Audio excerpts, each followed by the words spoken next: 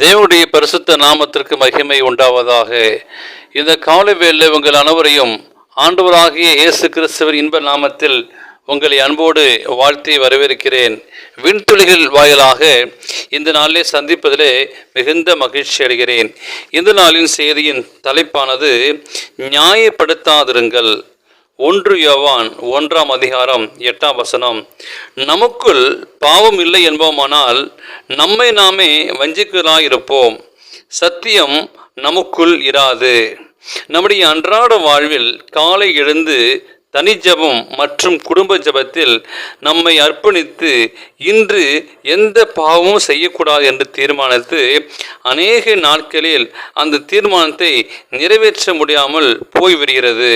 காரணம், நம்மில் காணப்படும் பாவம் நம்மை நீதிக்கு கீழ்ப்படிய விடாமல் அதை மீறுவதற்காக நம்மை வழி நடத்துகிறது. வேதத்தில் இஸ்ரவேலை நடத்தி கொண்டு வந்த மோசே சீனாய் மலையில் கற்பனையை வாங்குவதற்காக சென்றார்.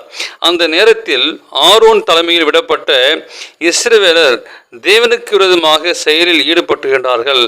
பொன் கண்குற்றியை செய்து வணங்கியதோடு மட்டுமின்றி தங்கள் நிர்வாணிகளாக இருக்கிறோம் என்ற உணவையும் கூட இழந்து விட்டார்கள்.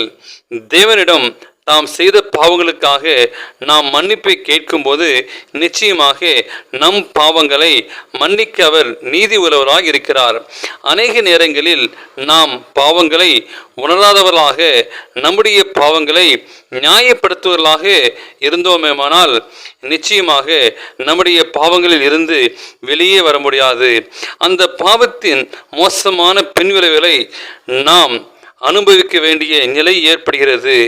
நிச்சயமாக நம் பாவத்திற்காக இரத்தத்தை சிந்தின தேவாட்டு குட்டியின் இரத்தம் நம்முடைய பாவத்தை சுத்திகரிக்கும் என்ற நிச்சயமுடைகளாய் பாவ மன்னிப்பை பெறுவோம். பிற்பாடு மோசே அந்த ஜனங்களுக்காக வேண்டுதல் செய்கிறார்.